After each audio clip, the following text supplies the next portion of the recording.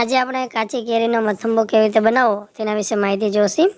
તો સૌપ્રથમ તો કાચી કેરીને છોલી લેશો અને ત્યારબાદ તેને ખમણીની અંદર ખમણી નાખશો।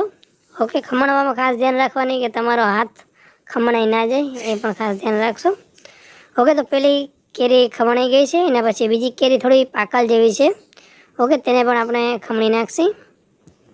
ઓકે, તો આ રીતે ખમણાઈ ગઈ છે। ત્યારબાદ જોઈ શકાય છે ટોટલ 3 કેરી આપણે ખમણેલી છે અને તેમાં જોઈએ તો આપણે એટલે પોણા કિલા જેટલું છે અને તેમાં 1.5 ચમચી જેટલું આપણે મીઠું નાખશું। ત્યારબાદ આ જે કાચી કેરી ખમણેલી છે અને તેમાં 1.5 ચમચી જે મીઠું નાખેલું છે, પછી આને હરખું જે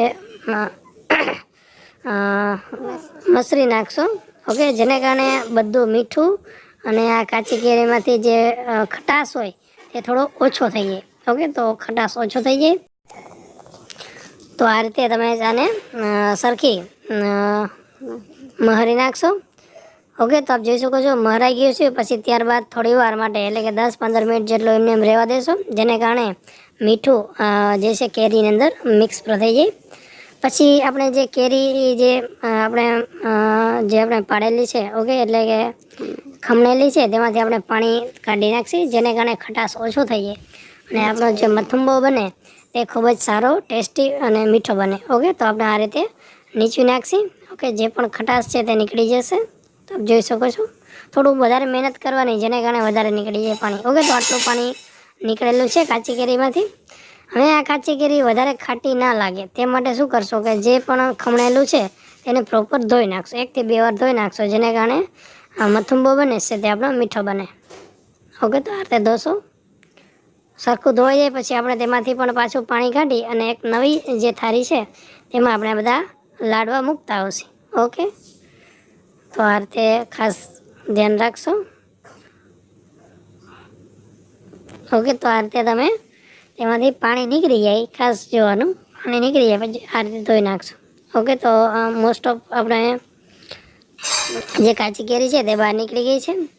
મિત્રો આપણે જોઈ શકાય છે જે વિવિધ જે મસાલાઓ છે, ઓકે, તેમાં ગોળ છે, ત્યારબાદ આપણે જો છે કાચી કેરી આપણે જે પાણી નીચવેલ છે તે છે, ત્યારબાદ મરી, તજ ને ત્યારબાદ સુકલ મરચાં અને તાલપત્ર। ઓકે, તો આ બધી વસ્તુ આપણે તૈયારી સામગ્રી તૈયાર થઈ ગયેલી છે।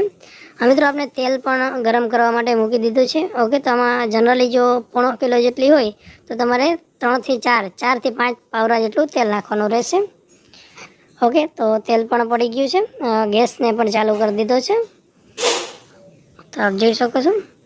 મિત્રો જોઈ શકાય છે આપણે થોડો જે તેમાં હળદર નાખશી અને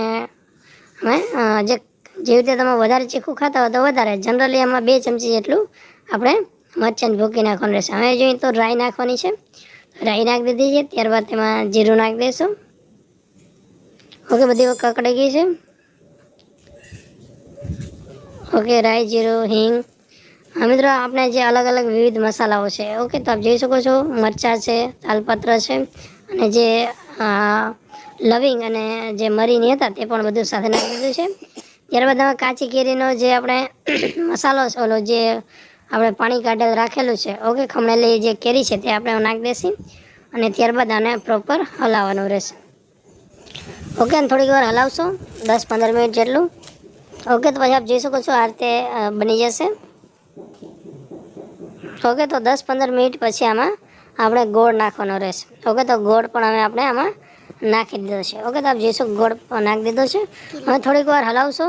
ઓકે, જનરલી જેટલો પણ કેરીનો આપણે મસાલો હોય તેટલી જ આપણે કેરી હોય એટલો જ આપણે ગોળની જરૂર હોય, એટલે કિલો કેરી હોય તો કિલો ગોળની જરૂર પડતી હોય છે, તો પ્રોપર મીઠો થઈ જાય અને ખાવાની પણ તમને ખૂબ જ મજા આવે।